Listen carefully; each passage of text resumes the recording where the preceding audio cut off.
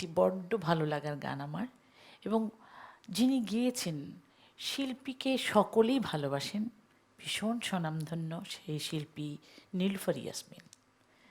আর মানুষ হিসেবে অত্যন্ত আপনজন, মনে হতো আমার খুব প্রিয়, আমার ভেতরের একজন মানুষ। আরেকজনেরও মনে হতো আমার। এই যে আমার বোধ করাটা, এটা কিন্তু সকলের বেলায় হয় না। নীলুফার আপা তেমনি একজন বৈশিষ্ট্যের অধিকারী ছিলেন। এই গানটি হচ্ছে এত সুখ সইব কেমন করে। এই গানটির গীতিকার মোহাম্মদ রফিকুজ্জামান এবং সুরকার খন্দকার নুরুল আলম। এই দুটি নাম আসলে এভাবে নয়, আর কত বিশেষণ দিয়ে বলা যায় আমি জানি না, ভীষণ ভীষণ স্বনামধন্য তারা। নীলুফার আপার গাওয়া গান বুঝতে পারছেন সকলেই, তার যে কণ্ঠের একটা বৈশিষ্ট্য ছিল, একটা ভেজা কণ্ঠ, সেটা আমার নয়, চেষ্টা করে যাচ্ছি।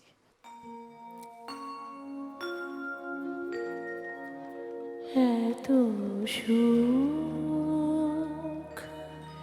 সইব কেমন করে,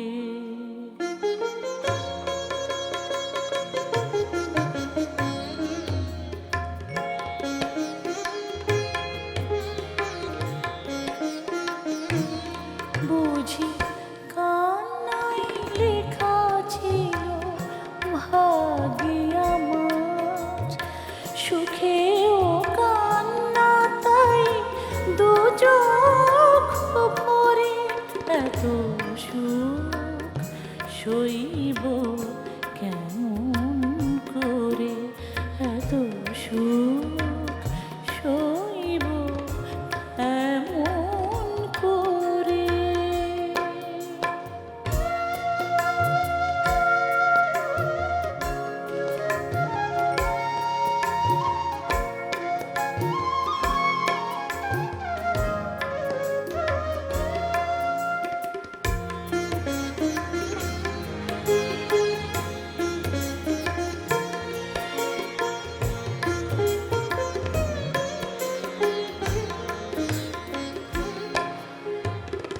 দুঃখের স্রোতে ভাষা ফুল কোনদিন পায় না তো কুল, দুঃখের স্রোতে ভাষা ফুল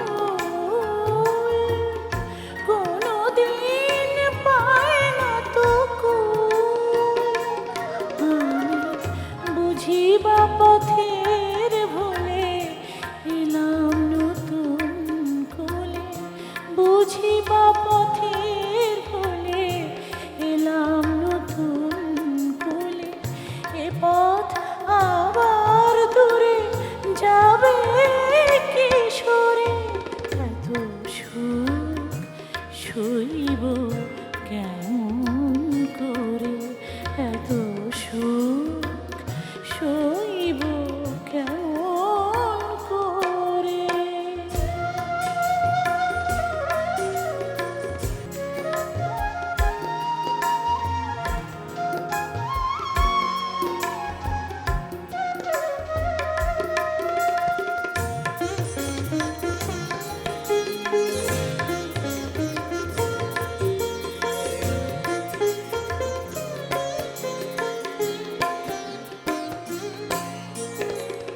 স্বপ্নের মতো মনে হয়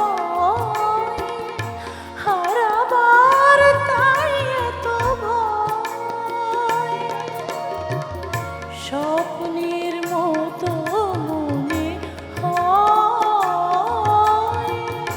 হারাবার, তাই এত ভয়, তবু যেটুকু পেলাম আমি প্রাণের চেয়েও দামি, যেটুকু পেলাম আমি প্রাণের চেয়েও দামি, চোখের জলে সবই যাবে কি ঝরে, এত সুখ সইব কেমন করে, এত সুখ সইব কেমন করে বুঝি কান্নাই লেখা ছিল ভাগ্যে আমার সুখেও কান্না তাই দু চোখ ভরে এত সুখ সইব